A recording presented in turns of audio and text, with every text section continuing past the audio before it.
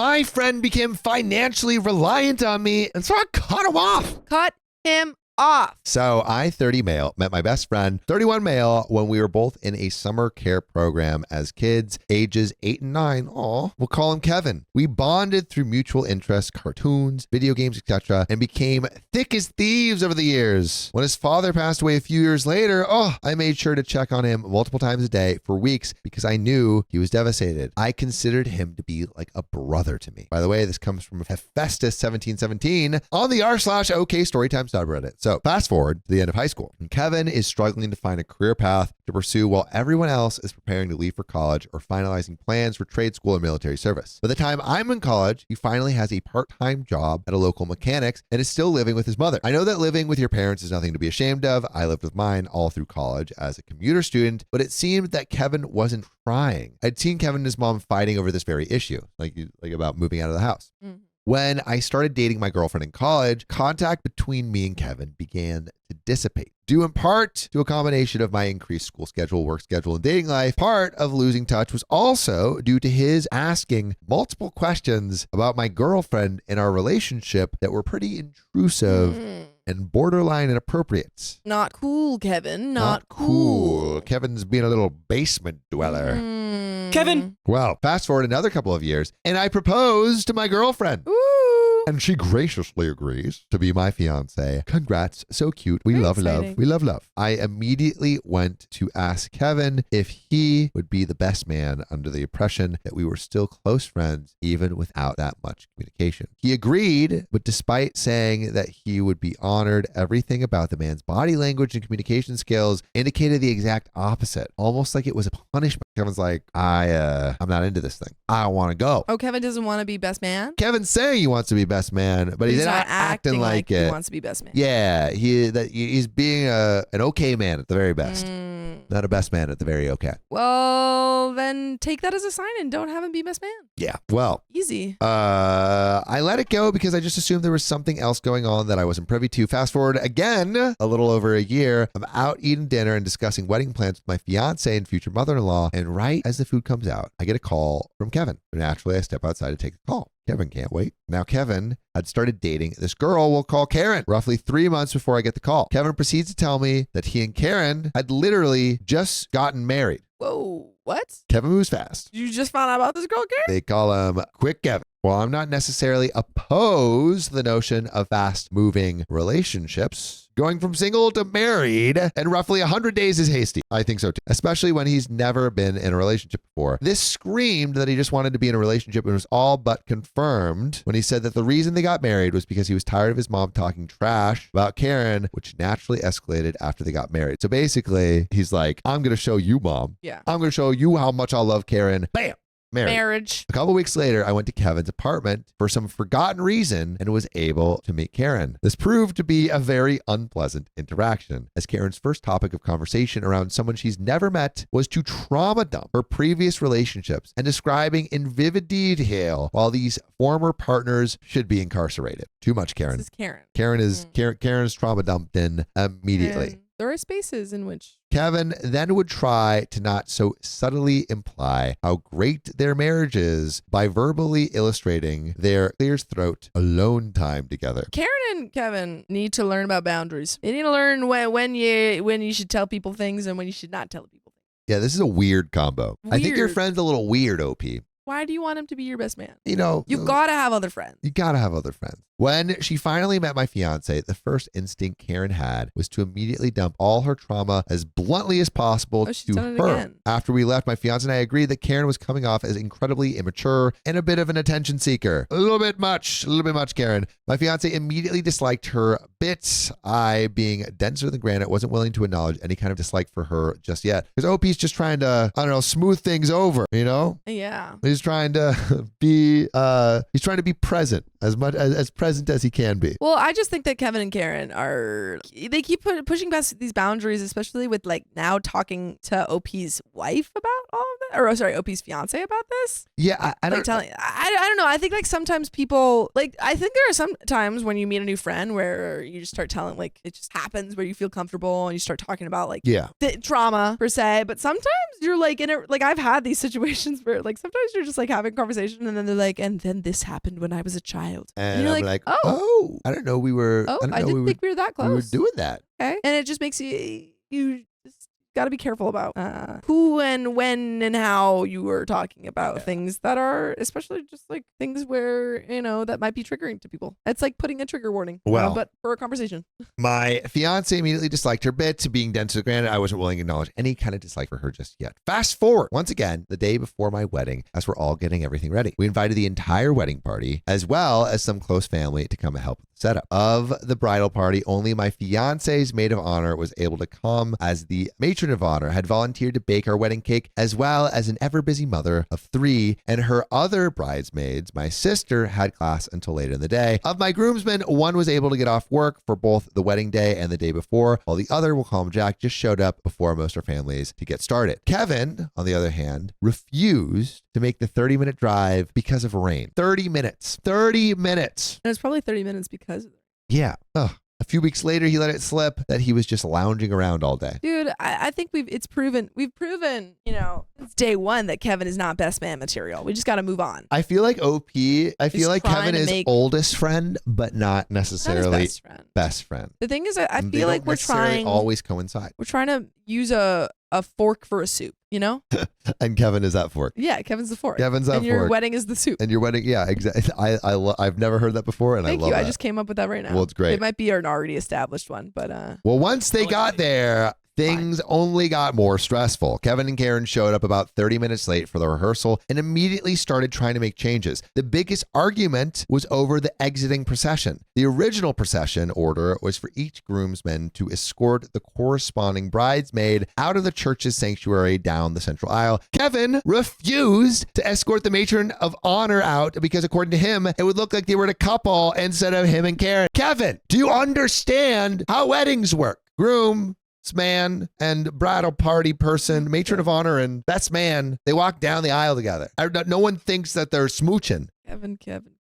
Except maybe some 5-year-olds, which you sound like right now. Yeah, you sound like a 5-year-old, Kevin. But also, OP, how much more proof do you need? Yeah, this guy is not great. You're like, I feel less bad for you if you keep getting proof. Keep putting your, just get the spoon. You're stabbing at the bowl and it's right not now, working. You're like, oh, why can't I eat any of this soup? And this is good soup. They both tried to push Kevin to walk off the stage alone and retrieve Karen from the front row and escort his wife out of the sanctuary. And in case it wasn't abundantly clear, Karen was not a member of the bridal party. At least you made one good decision so far. After stating that this was not going to be a viable option, Kevin refused to participate. We finally settled on a single file procession order where it was one groomsman followed by one bridesmaid and repeated until the entire wedding party had made their exit. This argument and the ensuing frustration prompted my fiance to tell the photographer we hired to make sure Kevin wasn't in any pictures, even in the background. Kevin only got a pass because he was still my best man. It also pissed me off that the two of them started packing up all of the leftover catering from the rehearsal dinner and took it home without so much as asking. Wait, I'm sorry, they showed up with freaking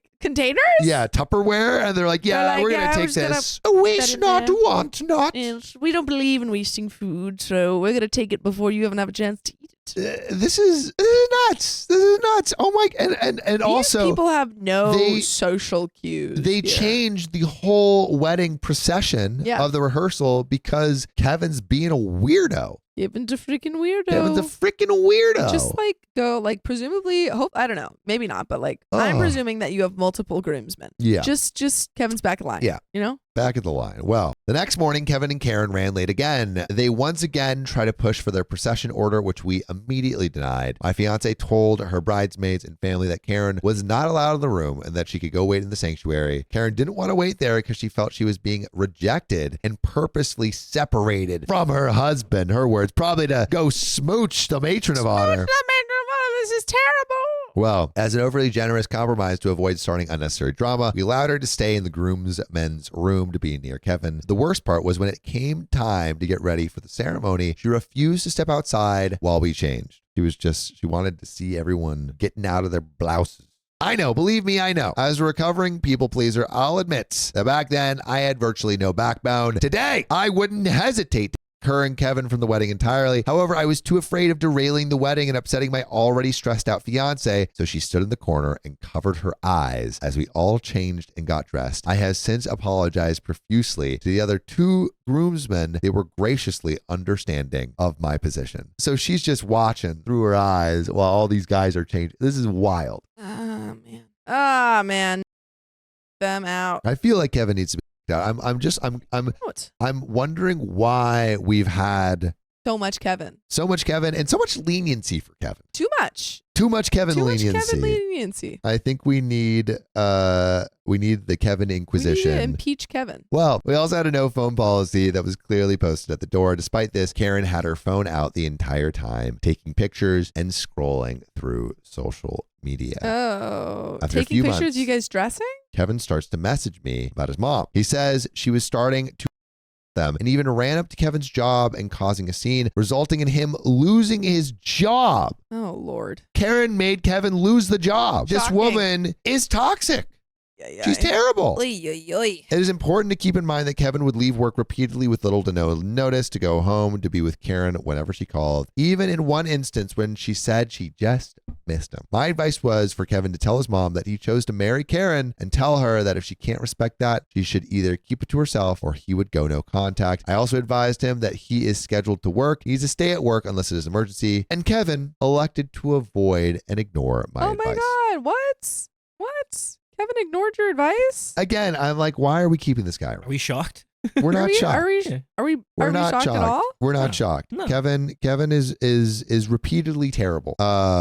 Kevin just keeps Kevining. But let's keep going. The Kevin lore does not stop. Kevin neglected to ignore my advice. As the years progress, Kevin and I grow more distant. Thank God. During this stint, we both saw our fair share of job changes. However, while my jobs progressively saw improvement and promotion, Kevin would call me every few months or so to tell me that he either quit or was fired from another job because of either family drama, chronic absenteeism, or because he felt like his supervisors were out to get him. Oh, okay. To this, I would repeat the advice I had given to him before again and again and again. And during all of this, Karen never worked, so Kevin was the sole income for them with whatever he had earned. And adding insult to injury, Kevin barely did anything to help around the apartment, even after she had given birth to their daughter. Oh my God, they have a kid? Why do you have a kid with two people that can't do nothing? Why are two children having kids? Yeah, I mean, they are babies. They're babies. Babies. Little babies that can't do crap. Again, like, I feel like Kevin has overstayed his welcome in your life. Yes. I mean, like, what does Kevin offer to you? He offers Kevin. He offers Kevin. He offers pain. He offers you a Reddit story. He offers you stress. Yeah. Hey, and you know what? That's worth more than gold. Well, eventually, the three of them had to move out because they couldn't afford it. Eventually, Karen's grandparents paid for a condo for them in exchange for rent. And by this time, my wife and I had bought our house and had been living in it for some time. Meanwhile, the cycle of Kevin needing advice on dealing with his mom and family drama continued. His unstable employment status also proved to be rocky as ever. And when the pandemic hit, my wife was furloughed and my hours were reduced from 40 a week to 8, so money was tight. While the situation with our jobs only lasted for about a month or so, the sudden drop off of income was enough to set us back and really forced us to stretch the value of $1, which Kevin would know nothing of. Because Kevin is Kevin. Kevin would continue to call me asking for the same scripted advice and even started asking to borrow money to help get by once he was once again employed. Again, Karen is the soul out of Kevin. And Kevin is the soul out of me. That is true. Freaking Dementor. There's a lot of Dementor. here. There's a lot of, there's He's a too freaking much. Dementor. I don't It's like not it. the good kind. Not the good kind. It is the Dementor kind. And I don't appreciate it. No, Kevin. we do not, Kevin. Well, I would give some help when and where we could squeeze it. But whenever I would tell him no, he would attempt to guilt me by saying things like, friends have each other's back. We're desperate. OP's had your back so long. You've been desperate a long time. You're too desperate, man. You've been desperate basically since you were like 12. Yeah. Well, by the end of summer of 2021, I had been working a pretty tough job in and out of hospitals. Without going into too much detail, this job really took a toll and left a permanent mark on me. At my lowest point during this season, Kevin called me while I was working and told me that he really needed someone to talk to. He once again told me he was having trouble with his mom and Karen. Low on sleep, caffeine, mental stability. I snapped. Finally, OP, He's the reached. backbone has grown. What's a liquid with a high Bone growing juice. It's not pumpkin juice. It doesn't taste good, but it's necessary to grow your bones back after Professor Gilderoy Lockhart cast his little Gilderoy. Lockhart cast his little bone dissolving spell on you. I yelled at him, telling him that I had told him the same advice again and again, and he refused to take my advice seriously. I hung up and fought tears from the stress as I went to my next servicing call. After that, things went silent between us, and I left that job a couple months later. Fast forward to midsummer 2023, and I had been working a job as a manager at a fast food restaurant for a couple of years. On this night, it was an hour before closing. Closing time was midnight, and it was just me and the cook when Kevin and a pregnant Karen pulled up to order some food. Karen's pregnant again? They order a couple of the more expensive items on the menu and pay with cash. Kevin also tries to tell me more family drama with his mom and grandparents. He also tries to talk about speeding ticket he had gotten, receiving messages about paying it despite believing he had it paid, but I cut the conversation short as I needed to finish pre-close duties. About 45 minutes later, Kevin messaged me asking me to bring them some more food and he'd pay me back for it later. Kevin doesn't pay things back. Kevin is the least reliable man in the known universe. Well, now our POS system had earlier gone through some technical issues and was unable to run credit and debit card transactions until an overnight reset, so we had to run cash only all night. As I had no cash on me to pay for the food, I told him that I wasn't going to be able to make it happen. He immediately responds with a freaking paragraph about how Karen desperately needs food, our pregnancy is high risk, that he would do whatever he had to do to provide for his wife. I'm sorry, why were they spending all that money on that expensive food at the restaurant then? Yeah. And if you're willing to do whatever it takes, maybe hold a job. Yeah. And attend it. Maybe get a freaking job. Maybe get a freaking job and actually stay at that job. Man has been more absent than the space between fork prongs while you're trying to scoop soup up. I'm going to twist the knife on this metaphor, that he would do whatever he had to do to provide for his wife, and that I was a horrible friend by refusing to bring him food. Oh, Lord. I doubled down. I informed Kevin that upper management had been down and voided tickets, register shortages, and food waste based mostly in micromanaging, and that this would put me in a compromising position with my bosses. He simply responded with, just thought I'd ask. This is freaking... You're asking too much, Kevin. Remy being like, Linguini being like, yeah, you can have some food. Inviting all his friends. All his little It wasn't rat his friends. fault. It was his brother. That's true. He only invited his brother. But the point was, he went against code. Yeah. He was trusted. And, he was going to steal a little bit. And he got caught because he tried to steal a lot. From there, things were silent for about 6 months. But by the end of the year, Kevin had introduced me to my breaking point. In fall of 2023, I had accepted a job offer in the public sector that I was overjoyed to receive. Will be relevant shortly. While at work early in the morning, about a week before Christmas, I get a message from Kevin asking for money and telling me that his wife and his children, including his 4-month-old son, are homeless and have been for a few days. I message him that I will call him that evening. When I call Kevin, he answers, and the only word I can get out of my mouth is explain. Explain.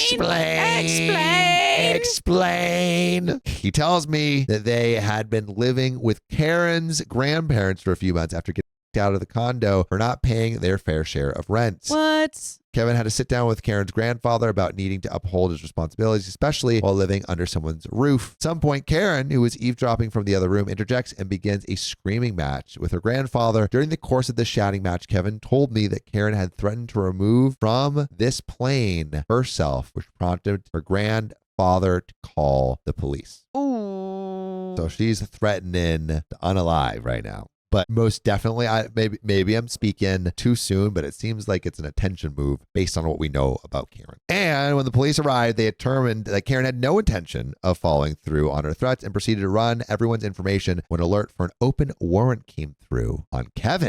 Lord. Has Kevin been stealing? Kevin. Remember that speeding ticket from earlier? Well, Kevin never bothered to confirm with the police that the payment had been received, resulting in a desk appearance that he never showed up for and led to a warrant for his arrest. He was also charged with driving on a suspended license. Kevin was taken away in cuffs and spent hours in the county jail before Karen was able to get the money from her mom to bail him out. When they got back to Karen's grandparents' house, her grandfather told Kevin he was no longer welcome and he should leave immediately. I mean, like, speeding ticket to warrant to Karen Miss- yelling to the point where the cops show up because she's like Yeah. threatening her own life. I mean, Block this man. this Block them. Kevin and Karen are nothing but bad news. Yeah, like literally, you cannot help them. Block them. Ugh. They only want to use you. Being in a really bad situation, my wife and I tried brainstorming ideas to help. You are too nice. I made a couple of calls and was able to set up an interview at a different branch with my previous employer. All Kevin had to do was apply online. But do we think Kevin's going to do that? I No, later found out he never even attempted to apply. Kevin. My wife had also won a competition at work that rewarded her with a $500 gift card that she volunteered to give to them. She had already used a little bit of it. We also had some toys and stuffed animals that we pulled together to give their kids for Christmas. However, I couldn't help but feel this knot in my stomach about it. I called Jack to see if I really was being a bad friend by withholding help. Apparently, I was not the only one Kevin was asking for money from. I invited Jack over for dinner that weekend, and I made reverse seared ribeyes, potatoes, au gratin, and sauteed asparagus spears. Not relevant. Just proud of how it turned out. All right, That's OP. it's very relevant. I want some of that. I'm hungry. I am hungry. I found out that Kevin had been continually asking for money from multiple people over the previous several years. Does anyone I know? also realized he had been making us all feel like we were being selfish butts for holding any assistance back, even if we were in dire straits ourselves. And Jack, for his part, was infuriated by the revelation that Kevin had been doing this to other people and felt it was time for a change. You need to change your number. Yeah, lose this guy. Block him. We both agreed that next time Kevin reached out for help, we would meet up and confront him about everything that has happened. Hey, We're doing a little intervention. why? A little over a week after that night, Kevin once again messaged me. I was out with my wife for a nice Sunday brunch when I got Kevin's message. He said that they had run out of money to stay at their hotel and that they were desperate and trying everything to avoid sleeping in their car in the middle of bitter winter cold snap. Felt nauseous at the thought of leaving them with nowhere to go, but Jack and I both agreed the cycle needed to end. I met Jack at my house and we messaged Kevin to meet us at the square in the nearby mall. Jack and I met Kevin at an empty table and told him everything. We said we were done enabling him and that we were tired of being taken advantage of. I love that they finally said something. I They, mean, only took a it's billion taken years. freaking It's taken forever. way too long. It's taken way too long. We said we were done enabling him and that we were tired of being taken advantage of. Kevin had the gall to tell me that we didn't understand what it was like to struggle. And at that point, Jack became so frustrated that he quickly stood up, told him, "I'm done," and stormed back to the car. I'm struggling to find a reason why they're still friends. I stayed and told Kevin that just because Jack and I weren't in the same position that he was, it didn't mean we didn't know what it was like to struggle. I also told him that he stopped being a friend to us when he started expecting money from us whenever he got into trouble. I told him that it was insulting to expect financial help when he would just turn his nose up at jobs we paved the way for him to get and ignore any and all advice we offered. His defeated 1,000-yard stare told me that he knew that we were right and that it was all over. I realized there was nothing else to be said. He got the message. I stood up, took the $100 in collective Christmas money I had been hoarding for the last few weeks, gave it to him, and said, "Don't waste it this time, and don't ever contact me again." The OP's putting the foot down and It going, took so long. It no took contact. so I mean, I intensely feel long. like we should have gone low contact way earlier. We should have done the lock phone screen method, Yeah. increasing spurts of no contactness. Yeah, until he stops Or low contacting you contactness at all. But finally, OP, this is what you should have done earlier. Before walking away without looking back. Jack, my wife, and I went and grabbed some dinner later to decompress, and Jack and I went back to his place to talk it out because we both knew we were torn up about it. By the way, you should never be torn up about not having enough episodes of this podcast because you can join us on YouTube and Facebook every weekday at 3 p.m. PST, and we're probably live right now, so tap our profile. There's a relevant update. I'm going to go straight into it. Let's do it. It's been 9 months since we cut contact, and Jack and I still find ourselves questioning whether or not it was the right thing to do or if we could have handled it better. My wife keeps reassuring me that this was long overdue, but I still can't help but feel this turmoil over the whole thing. I know he was my best friend for nearly 2 decades, but I can't stand the thought of being taken advantage of anymore. Still, I wonder if we were too harsh for leaving him and his family in a state of homelessness with nowhere to go. Again, you gave him so much. And at a certain point, someone just has to help themselves. I mean, you've given him a lot of fish, and he's got to learn. He's got to figure out how to. He's got to learn to fish for himself. You know, you've given him somebody say too many fish. Too many fish.